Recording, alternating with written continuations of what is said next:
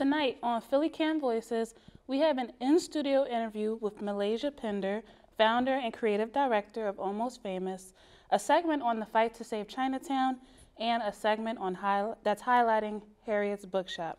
Good evening, happy Black History Month, and thanks for tuning into PhillyCAM Voices. I'm your host, Shanayah Wyche.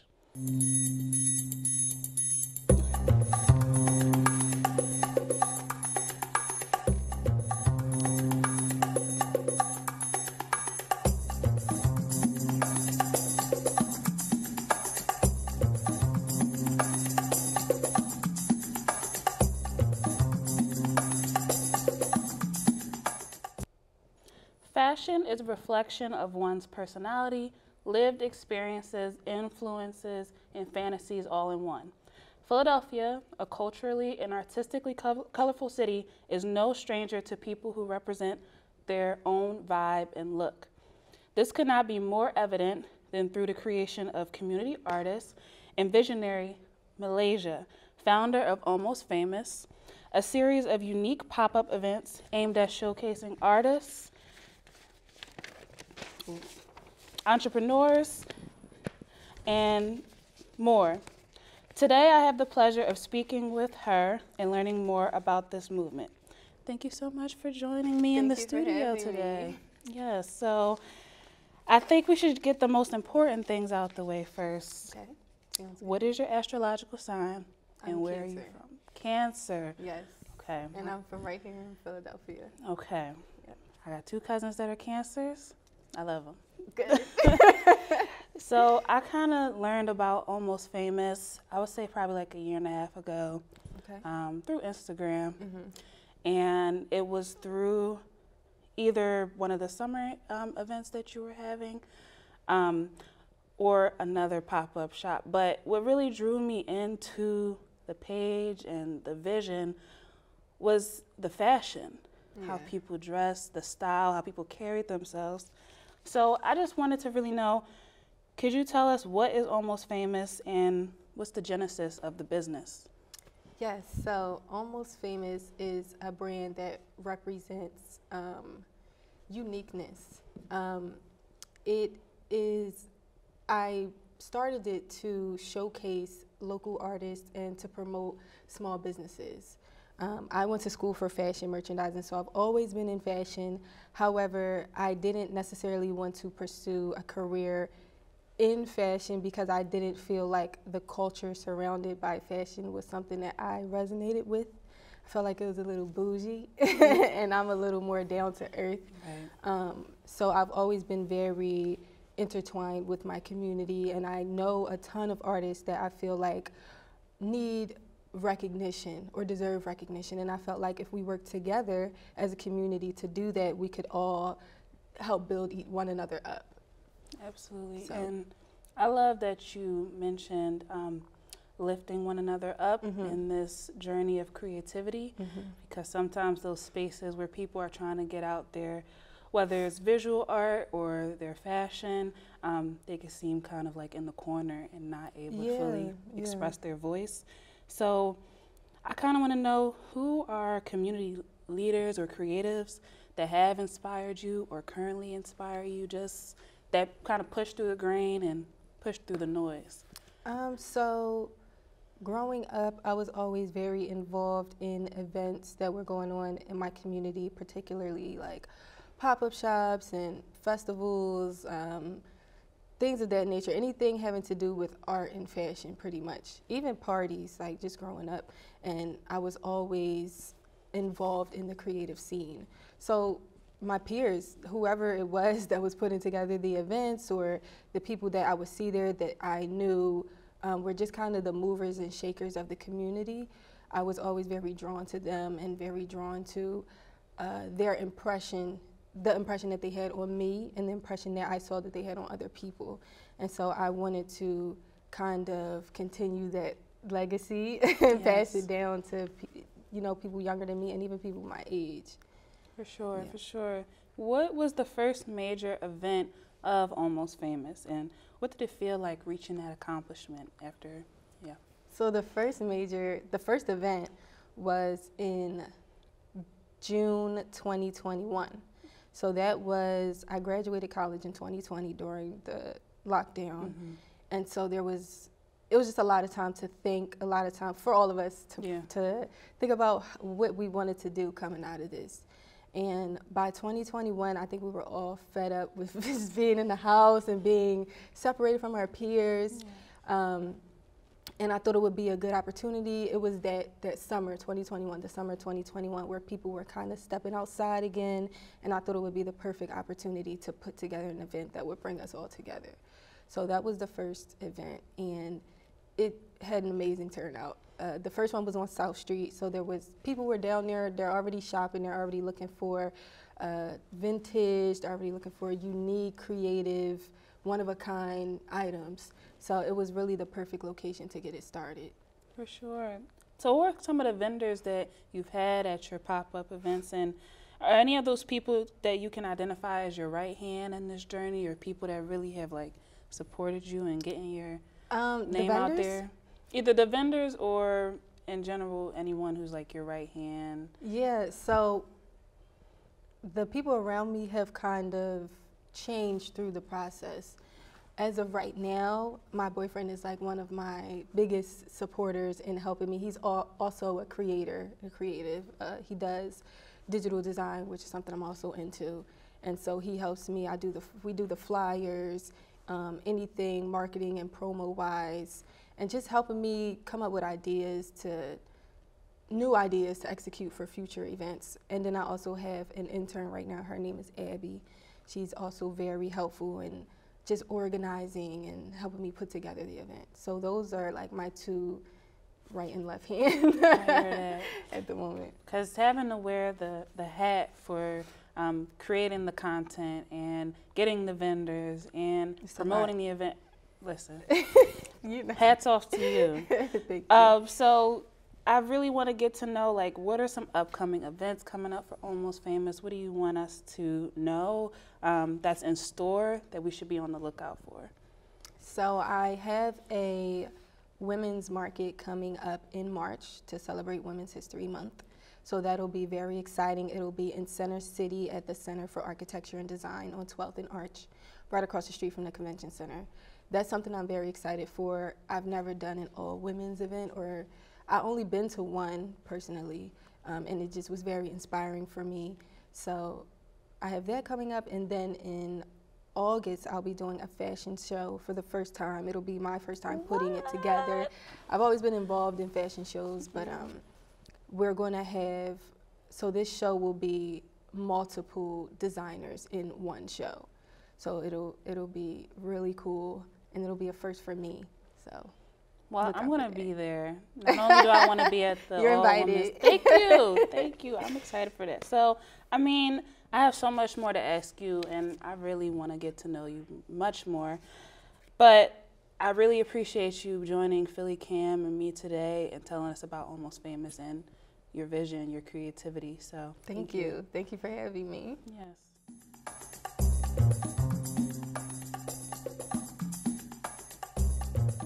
That I come from a tradition, and that the tradition that I come from is one of the griot, the storyteller.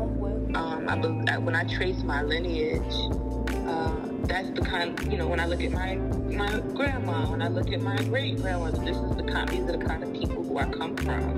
Is they're creatives, they're storytellers, they're artists, they're teachers, they're preachers. And so that's what we were raised in, right? Like that's what I was born into. And then I think on top of that, I've found safety, I've found home in books and stories and in literature and plays, and so it's like I've always, when I have access to those worlds, I've felt alive in those spaces. Now, when I was younger, I didn't know that would equal a bookstore someday. I just knew, like, I like being in this community. I like creating opportunities for people to be a part of this community. I like to read, I like to write, and I like to, analyze and discuss with people. And I think one of the other parts of my personality is the part that says, okay, and now what are we going to do with what we learned, right? Like, what are we going to do about this? And that's a part of my personality that I could also trace back to being really young and thinking, like, you know, if I find something to be unjust, you know, what can we do? It's very difficult for me to just stand by. Interesting enough, like, I was very studious. Like, I was a straight A student many, many times. Like, even through college, like, school was a respite for me. My house was crazy, you know, so school was like a sanctuary, you know. I wasn't, you know, super into a lot of things, but academically, I like to learn, and I still like to learn. And I had really strong relationships with my teachers, and I had really strong relationships with my librarian when I was little.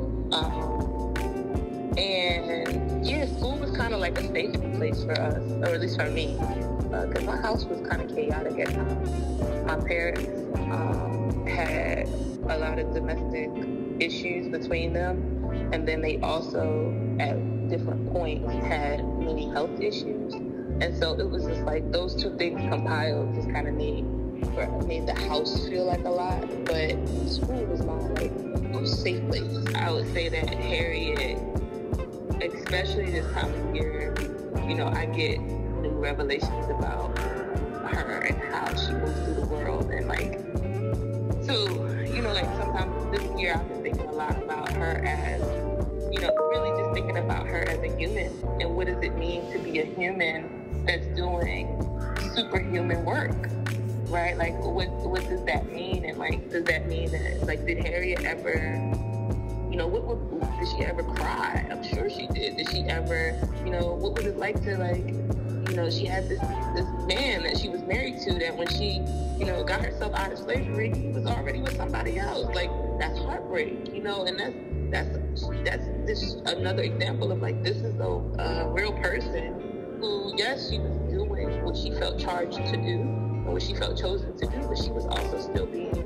extra human. And that's the same thing, you know, for me and anybody else right now. It's just like, and giving myself that same grace. It's like, Janine, yeah, you're doing this work, and you are working on this mission, but you're also a human. I like to bring up Frederick Douglass, because Frederick Douglass wrote a letter on her behalf and was like, Harriet, you know, I'm out here, but I'm getting all this recognition. I work by the light of the day. You move by the light of the moon, right? So your work, not only are you doing the hardest work, but you're doing it without any of the recognition. You're doing it without any of the resources. You're just out here doing it. And that's another one that I like to think about when I think about her. Is like just being mission focused. Like, this is not my bookshop, you know, it's ours, and the community is the one that's like facilitating these relationships, these opportunities. So I had approached a theater in South Jersey about, you know, could we do something different? And I think that's what I've been very encouraged by, is like, you know, I went to art school, and so what I do know is creativity. I know that creativity sparks change in people, because it's like, ooh, I never thought about that. I didn't even know that was possible. And so I approached the theater and said, hey, you know, I know you all are doing The Color Purple. We just had an opportunity to interview Alice Walker. We've also dedicated our South Jersey Bookshop to the Color Purple. It would be great if you would consider letting us build a pop-up shop inside a theater. Like, I don't even understand why theaters and bookstores don't work together, right? It doesn't even make sense. Like, we should be working together. Like, so many plays are based on books, and so many books are, you know, it's just the two worlds. It's literature. It should be an accompaniment. And the Bruce, who's over at the Ritz Theater, was just like, I love that idea. Let's do it.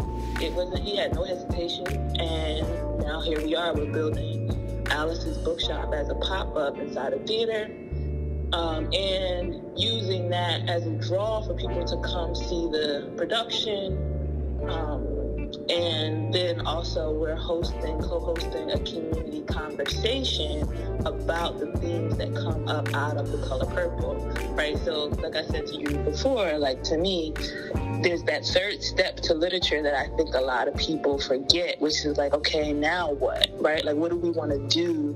Now that we read this, we have been, you know, our emotions have been sparked and our intellect is there. Like, what do we do with what we know? And it's like, yeah, now we put it into action. And so that third step is happening with this production of The Color Purple, where we will have a community-wide forum on the themes that come up out of the story. And like right now, I've been reading a lot of memoir because I'm working on my memoir. And so that's been kind of like a part of my homework is to read memoir so I can understand like what works and what doesn't.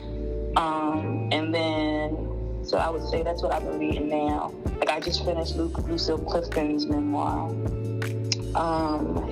You know, it's like, you know, when you've been called to do something, you know, like there's a biblical term where they say many are called, but few are chosen.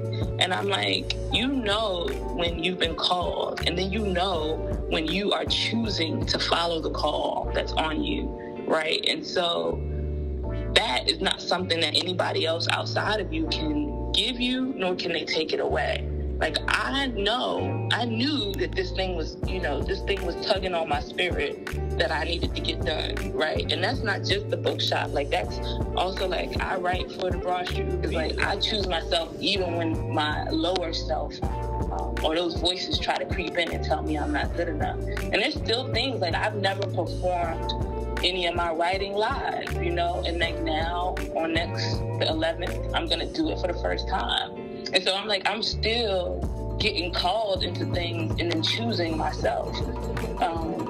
And so that's the advice that I would say, you know, is that many are called, but few are chosen.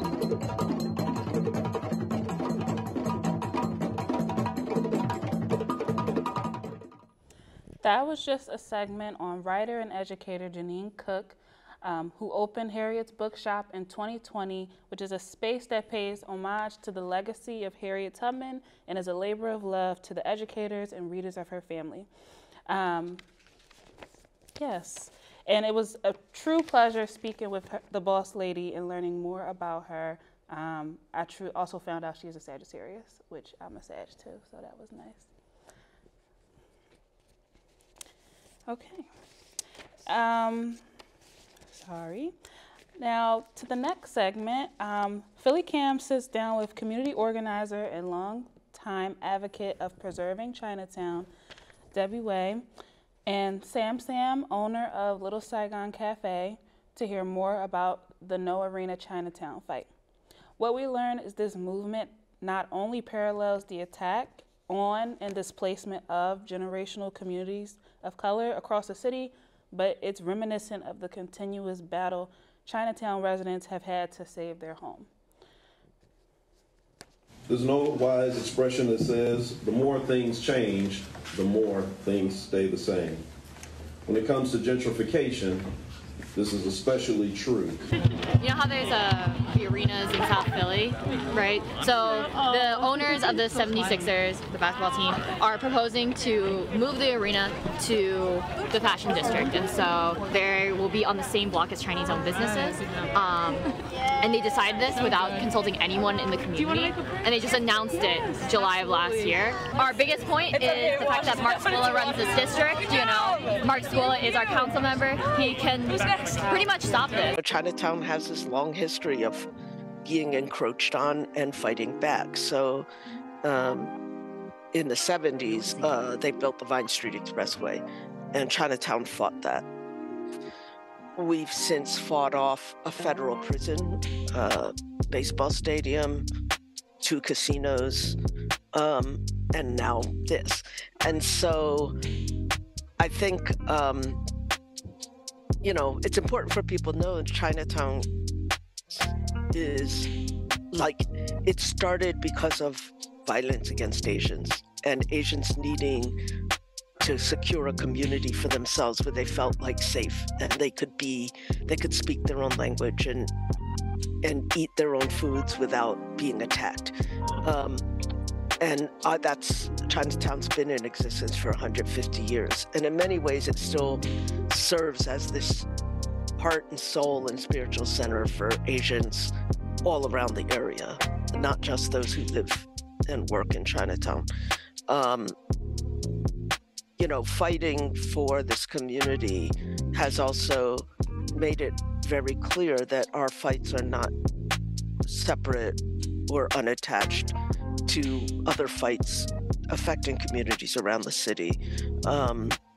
We see things like what's going on in the UC townhomes, and I used to teach in University City High School, so I know that the city, that Black Bottom was decimated. I know that high school was built as part of community agreement benefits with the universities. And when David talked to me, Alan talked to me, you come and talk to me, I said, no, I'm too old, I'm too pushing, I don't have time. So, and then until my partner, John, showed me the inquiry say, what the six of aldermen say. Chinatown, half of them agree, half of them neutral. They were for the stadium. The first article say, aldermen say, oh, the Chinatown want the arena, only one small group of people make big noise. I was like, what the hell?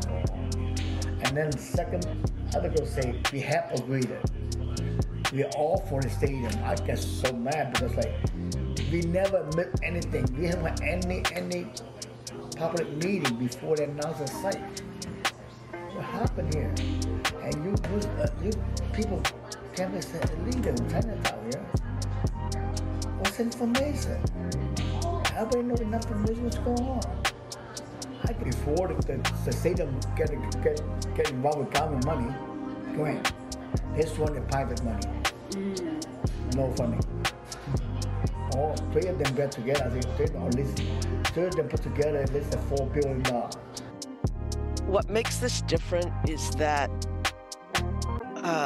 what I've come to understand in researching these billionaires, they are not just normal billionaires. They are billionaires representing equity firms who made their billions of dollars from financializing housing. And what I mean by that is David Edelman, who's the front-facing one of the billionaires because he's the Philly connection, is the CEO of Campus Apartments in University City. He spearheaded a lot of the gentrification there. And he's effectively been able to convince the university that privatization of a core function is more efficient. David Edelman does not just own Campus Apartments in Philadelphia. He does this all over the country. One of the places that he privatized was Howard University. The other two developers, Josh Harris and David Blitzer, who also own the Sixers, but they also own many other sports teams and arenas around the country, are equity that looks for opportunity to make money. They own the Sixers not because they love Philadelphia and because they're Sixers fans. They own the Sixers because it's a financial opportunistic way. They build arenas not because they love the sport, but because by strategically placing them, they can gentrify neighborhoods and control the real estate in the area. 6-year construction, how can we survive? Tell me, are you guaranteed that? And you guarantee the risk rate is 6 year, the day they put it out 6-year construction, you take your own risk. You want me to bring benefit to Chinatown? Okay? They say that the proposal is very good, like you benefit Chinatown, both sides, be a good neighbor, be a good neighbor, you're not a good neighbor, you're a bad neighbor. Why? You make me lose money, you make me everything high. The Sixers are now saying, well, the arena's too old. The arena's over 20 years old. And in this market, that's too old for an arena. Now, we have public schools. The average public school is well over 70 years old. So I'm like, okay, so this is good enough for children, but 20 years is too old for your frickin' arena. Which also begs the question, so what are you going to do with this arena in 20 years? When we see what is going on with the cost of housing in Philadelphia, it is these equity firms that are driving those.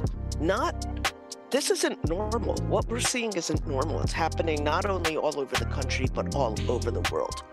So Blitzer is the global head of tactical opportunities for the Blackstone Group. Blackstone was cited by the United Nations. Like, you have to be pretty messed up for the United Nations to call you out on human rights. Usually they call out governments. In 2018, they called out Blackstone for violating the human right to housing globally and for helping to create a worldwide housing crisis. Right? This is who the city's going into bed with. This is who Penn goes into bed with because he sits on their board of trustees. Affordable housing is not the same as subsidized housing or low-income housing. Affordable by U.S. standards, governmental standards, is 30% of the average income in a zip code. So if you are gentrifying a neighborhood, low-income people will be priced out and pushed out by affordable housing. And I think they've latched onto this term as a stealth move to continue their gentrification because affordable changes as more people gentrify. So they took out the Seattle, big Chinatown, big Chinatown in Seattle. And 30 years later, what they doing? They're abandoning there, living there, nothing. See? And recently in 97 in DC, they put up one time, it's no chance, it was 4,000 or 5,000 people live, 3,000 or 5,000 live there. Now the 300 people, only elderly, the senior home is it. The rest moved out. And then Chinatown, all with Chinese name, but no Chinese owner. What has been a tradition that's been passed down through generations of activists in Chinatown, that Chinatown is still standing. We've always known we're going to have to fight for this community every single time, and it's never going to stop. It's why we're the only working class community left in the downtown core. It's why we're the only community of color left in the downtown core. It's why my daughter was one of the co-founders of the Students for the Preservation of Chinatown. And what I realized that we have is something so intangible that they're afraid of it. It's relationships. It's a sense of place. It's like community in the deepest sense. That is the only tool we have to fight this stuff, and therefore that is the thing that needs to be destroyed. When you destroy UC townhomes, that is like such a solid community of long-term residents who love not only the place they're in, but they hold the history of that place. They are the people that will not allow it to be erased. They are the people that stake their claim where they're supposed to be able to stake their claim and who remember why they were given that claim. I kind of feel that Chinatown's struggle is in a really prime place to raise this issue and bring it to light, not just for Chinatown, not just for Philadelphia, but for the United States.